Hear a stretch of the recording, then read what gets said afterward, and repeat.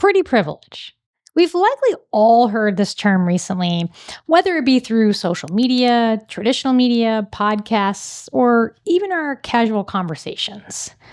The idea that physically attractive people can skate by based on their good looks or unearned advantages isn't really anything new.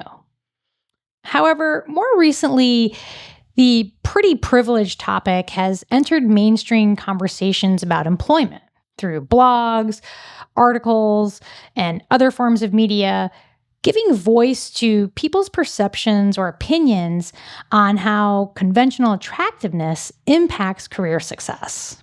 But what if that story is incomplete? What if the dominant cultural narrative we've been pursuing isn't telling us the whole story? How might our interpretation of reality be distorted? And how might those distortions be holding us back if we're making decisions based on absolutist perceptions instead of clarity?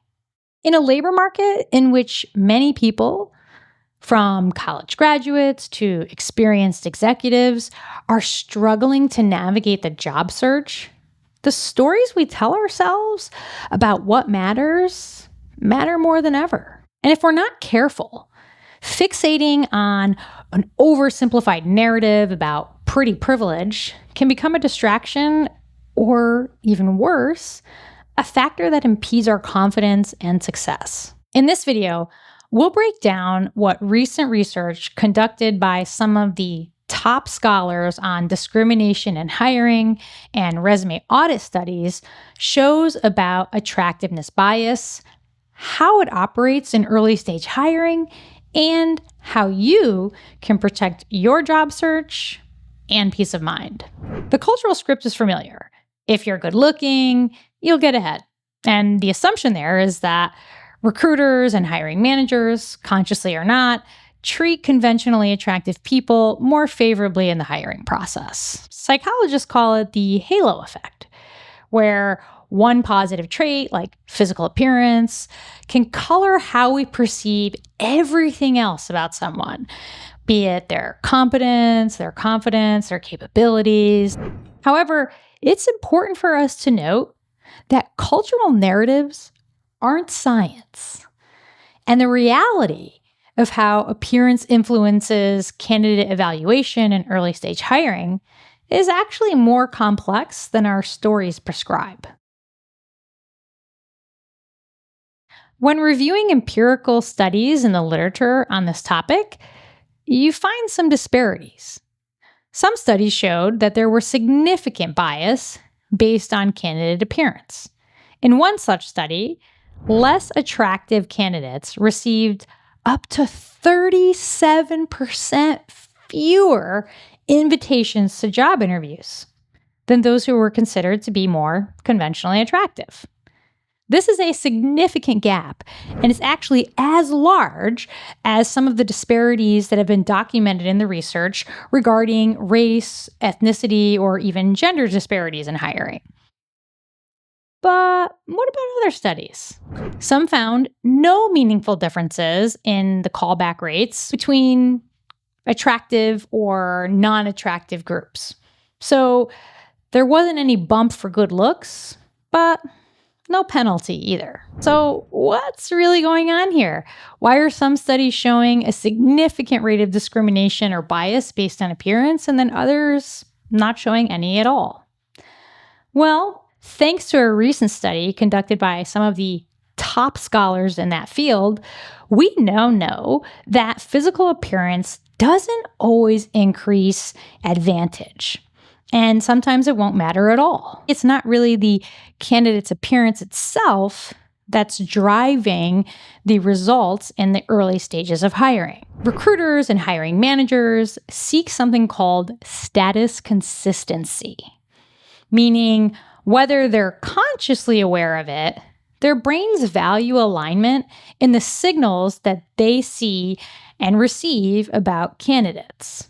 Now, there's a theory called status consistency theory, which is also referred to in some contexts as status congruence, which posits that people are perceived more favorably when multiple status-related cues, such as their education, income, appearance, speech, demeanor, all these other variables align or match. And when those status signals are inconsistent, meaning somebody appears to have high status in one area, but maybe low status in another, it increases cognitive dissonance or uncertainty in the mind of the evaluator. So, in this context, appearance acts as a single status signal. But it's important to understand it doesn't operate in isolation. Think of it like this. Your education, your experience, the individual role prestige, all of these things send status signals to employers about who you are and how you align with the employer's ideal candidate for the role. When those status signals align, especially in a high status direction, say a physically attractive appearance with elite credentials and experiences, the candidate may then benefit. However, when signals clash, when there's inconsistency in the signals, say in the case of a candidate who's perceived to be less conventionally attractive, but still has elite credentials and applies for a high status job role, their appearance doesn't necessarily neatly align with a recruiter's or a hiring manager's unconscious mental mapping. And that's when hesitation can creep in. That hesitation isn't related to the candidate's value or alignment for the role. It's really a side effect of the context, one in which recruiters or hiring managers operate under high cognitive load of time pressure, trying to look through and evaluate as many candidates as possible, as quickly as possible, leaving room for bias to enter the equation. So, you may be wondering, how would physical attractiveness be relevant in the candidate review process? You're submitting an application online, you're uploading a resume, maybe a cover letter. How does what you look like actually factor in that environment? Well, believe it or not, there are people who include photographs on their resumes. And when you look at audit literature, this becomes a significant variable. So even though many people generally understand that the practice of including a headshot or a personal photo on a resume in the US is not necessarily viewed very positively, we still see resume templates and graphics of resumes that include headshot photos or boxes where a candidate might actually put their photo. And simply including a place on a template or even in a graphic that signals that a picture should go there is educating a job seeker that, oh, I need to put information there, right? That's typically what people look for when they're looking at templates. So even though many people understand that you shouldn't use a photo, especially in the US, in many cases, there are still people who don't know that, or maybe they know it, but now they're seeing a signal on a resume template or some kind of design program graphic that's indicating that, yeah, you should use some kind of photo.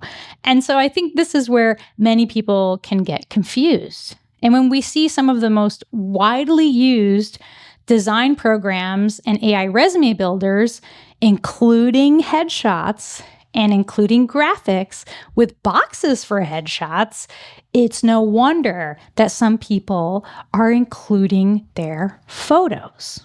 And it's important for us to note, too, that even though in the US, photo inclusion on resumes is not a recommended practice, outside of some industries like entertainment, It's actually a common practice in many other countries. So when someone does include a photo on their resume, that can trigger unconscious bias during the human review process. When the recruiter or the hiring manager is actually sitting down at their device and evaluating candidates, that photo presents an opportunity for physical attractiveness and appearance to start influencing their success in early stage hiring.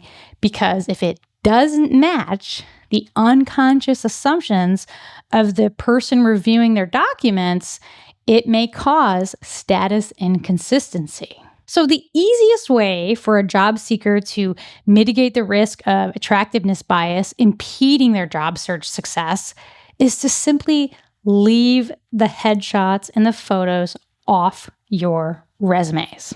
And if you're wondering, okay, well, what's the difference if my photo's on my resume? They're probably going to see my social media profiles and they've probably seen my LinkedIn headshot. And we all know that there are sourcing platforms such as LinkedIn, Recruiter, Find'em, or Seekout that actually aggregate your social data into these platforms that hiring managers or recruiters can use to start searching for appropriate candidates. In that context, there's no escaping the fact that your appearance is on display.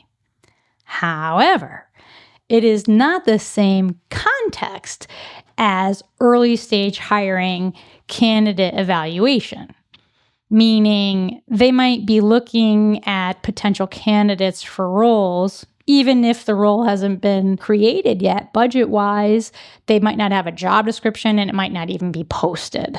And so that process is very different. The sourcing context and the candidate evaluation context are not the same. And in the candidate review process, you are much more likely to see physical appearance interact with other signals.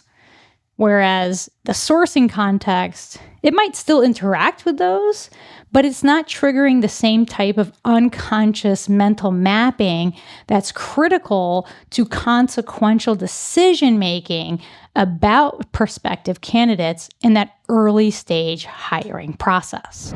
I think it's very important for us all to note that the burden of mitigating this risk for bias does not rest only upon the job seeker. In fact, it really shouldn't be the job seeker's burden. Employers also have a responsibility here. They should be reducing as much potential for bias in the hiring process as possible. And there's very simple things that they can do that can help them mitigate risk for bias based on appearance simply by utilizing their normal tools. So they can make sure that their systems are screening out or removing photos during the candidate review process. They can also use things like structured evaluation rubrics and also engage in intentional and repeated training to reduce bias and to draw attention to unconscious biases and make strategies for addressing those on an individual basis. And they should also be utilizing technologies that help them make more objective decisions. Bias thrives in chaos, and equity and rational decision-making require intention and structure from the employers. Fair hiring isn't merely more just, it's actually more accurate. And you will likely have better outcomes from your hiring process the more fair and objective it becomes. We're all facing a difficult labor market. People are navigating mass layoffs, uncertainty, and application fatigue. And in times like these, our inaccurate cultural narratives can cause people to question themselves or make decisions based on inaccurate information. Clarity can be quite empowering for job seekers. And it often helps us to understand the nuanced and complex dynamics that shape bias in early stage hiring. So, pretty privilege is a real thing, but it's not simple, and it operates very differently in the hiring process than it might in other life contexts. Looks don't necessarily speak for themselves, and they speak in context with other variables in the hiring process. I hope this article overview helped you, and if it did, please feel free to share it with somebody else who might also benefit. Let's rewrite a more accurate cultural narrative together. If you're interested, you can read the full article, Pretty Privilege, The Hidden Truth About Attractiveness Bias in Hiring, on the Brains Magazine website. I've included the link for you below. And if you want more research-backed insights to help you navigate your career with confidence and clarity, subscribe here and stay tuned for more updates.